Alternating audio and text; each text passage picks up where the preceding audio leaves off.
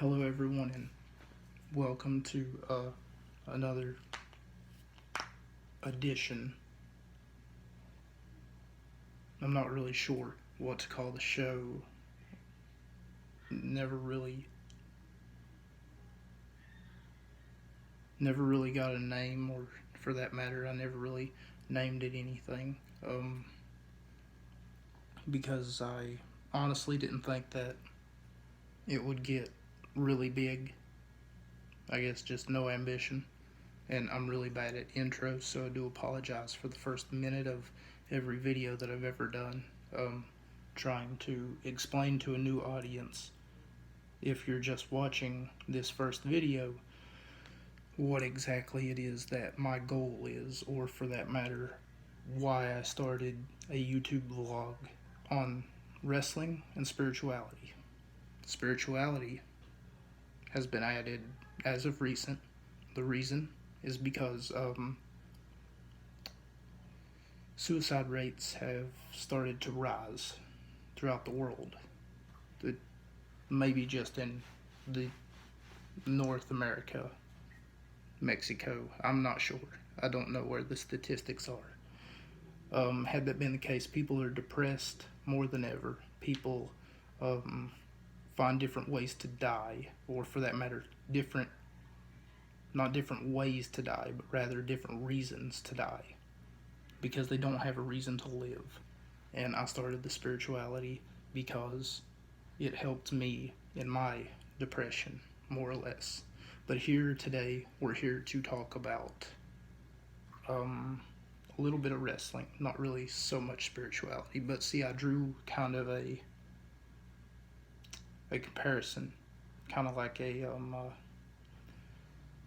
Venn diagram of what depression and lack of spiritual roles had in common. And it made me think, maybe people are depressed and they kill themselves because they're not happy. You can be happy if you are spiritually strong. But by default, if you are spiritually weak, then you are not happy. Therefore, you are depressed. Not happy equals depressed. There is no content. Nonetheless, I was wrong. AJ Styles beat Daniel Bryan. I was surprised. I was glad that I was wrong. I still haven't reported on a few things, though. For one, Drew McIntyre is the WWE champion. For two, I don't know where the women's division is, but it is on fire. Because you have Bayley and Sasha Banks, the Iconics, and they're just Alexa and Nikki Cross, and these three tag teams, these three women, they're just tearing everything apart. Especially tonight here on Backlash. Yes, I am recording in the midst of Backlash, and the only available news that I had to me via Instagram was that Sheamus beat Jeff Hardy. Anyway, I never reported on Drew McIntyre winning the WWE Championship. And it's been almost a month, I think, since that's happened. So that shows you what a poor reporter I am. He is the first Scottish-born WWE champion, as Jinder Mahal was the first, I want to say, Indian-born WWE champion. Is somewhat, I'm happy for him. You know, I may not be jumping with joy right now. There may not be a smile on my face. I was happy when it happened, though, to be honest, because McIntyre has always been one of those guys. You know, you look at him, you see his demeanor, his physique. He didn't belong in 3MB. You know, he didn't belong. He was always the chosen one. He never belonged in these roles that they gave him, but he still stuck with them and bide his time. Drew McIntyre is an amazing competitor, and he has all the tools to get the job done. He's actually my little brother who is visiting me. He's actually my little brother's favorite wrestler. But he said that his least favorite is Seth Rollins, and I told him we're not brothers anymore. Seth Rollins cannot be anybody's least favorite wrestler. Those two sentences do not go together. Seth Rollins is a number one when it comes to almost anything in this company, and it shows. AJ Styles won his first Intercontinental Championship. That means that he is, I think, one tag team championship away from becoming a Grand Slam champion in WWE. Joining the likes of The Miz, joining the likes of Shawn Michaels, who was the first Grand Slam champion.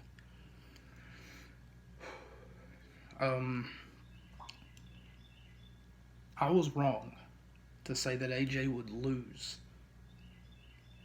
It's just the WWE, and we'll talk about AEW in a second, but the WWE seems to be made up of these fabled dreams who they usually end up crushing.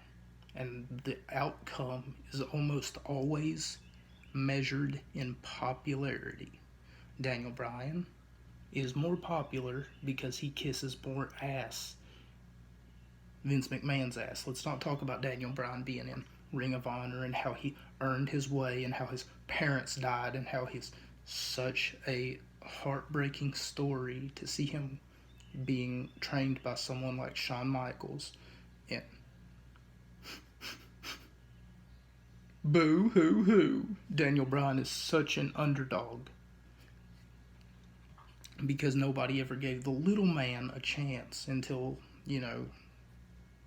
somebody discovered that Daniel Bryan was good at pointing at the sky and screaming yes. Because that's practically all that he's done his entire career. Let's not talk about the fact that him and The Miz had a great big rivalry, even though it wasn't, in my opinion. This is just my opinion. And then I can say that because I have no proof. In my opinion, Daniel Bryan and The Miz, their rivalry really wasn't that good.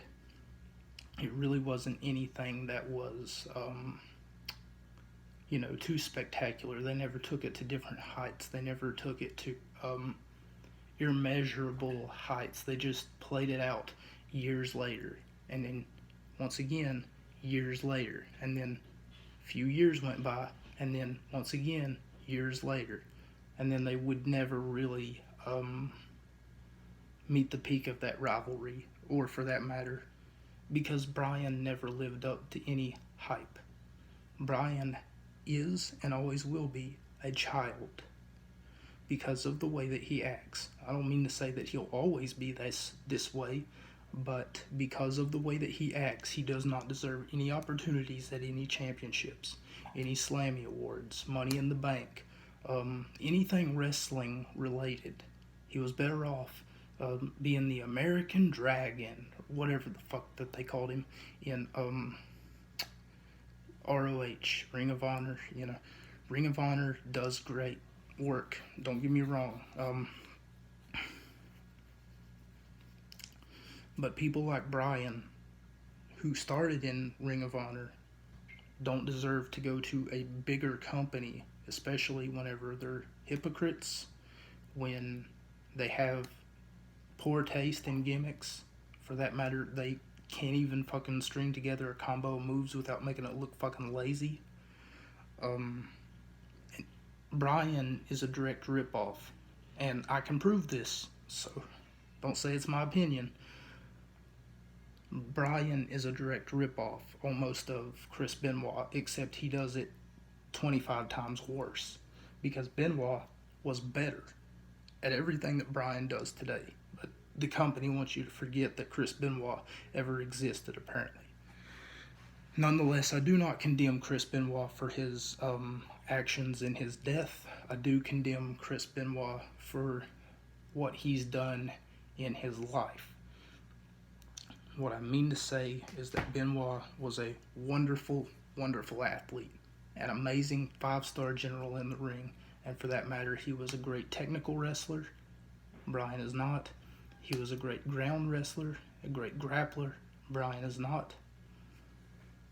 And for that matter, Chris Benoit always will be, at least in my opinion. Nobody cares about that. Chris Benoit always will be a 5-star superstar.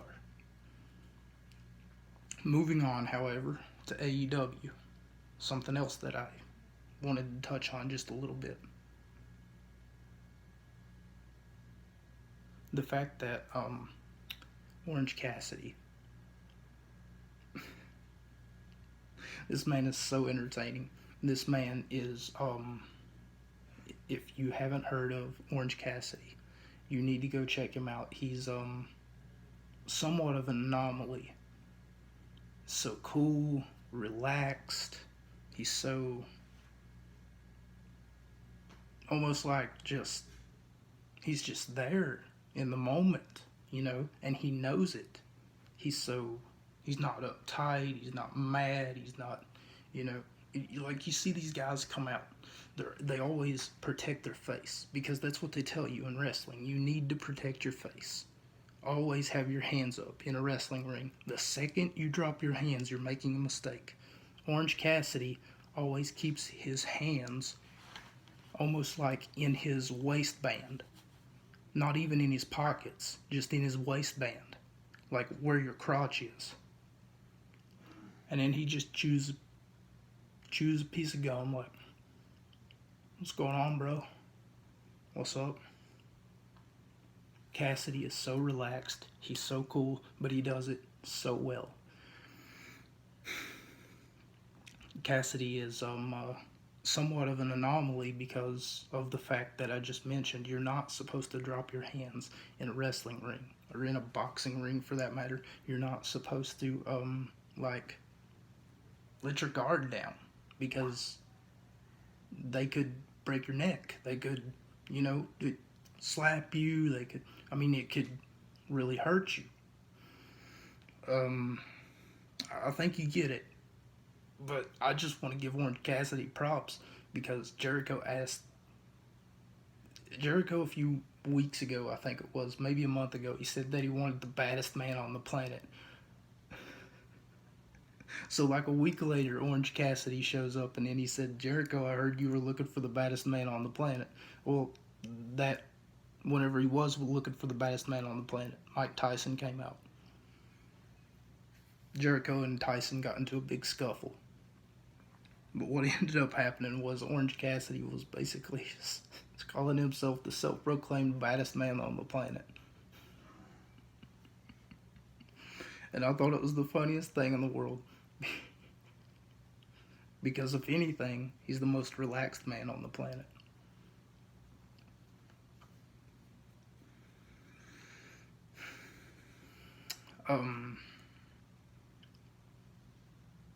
I think I'm going to go ahead and end it here. Thank you so much for tuning in. I try to have a video out at least every 3 to 4 days. 2 to 3 days if I can. But 3 to 4 days, at least once a week.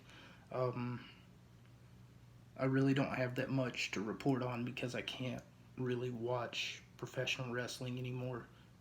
Due to the fact that I don't have cable or internet. Almost never having these items makes it almost immeasurably harder for me to do this YouTube job.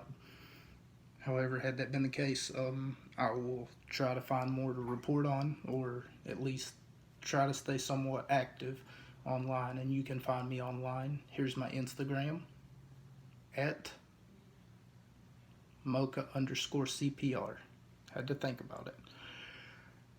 My Twitter, at P1_Bay. It's P One, don't spell one, just the number one. Underscore, don't spell underscore, just the symbol underscore. BAY, BAY. My YouTube obviously is right here. My Discord is most of you don't use Discord. If you want my Discord, just go on the other social media sites and ask me for my Discord, if you so please. And plus, I can't remember the tag with the numbers behind it, so I would have to pull out a piece of paper that's right over here, and I don't want to go over there. So anyway, thank you so much for the support. I'm noticing more and more that people are starting to pick up on these videos a little bit. So hopefully I get outrageous YouTube fame, and who knows, maybe I'll be a YouTube meme one day. Thank you so much, and stay safe in this whole coronavirus thing. Coronavirus. You know, because it's a joke, like Daniel Bryan. Bye.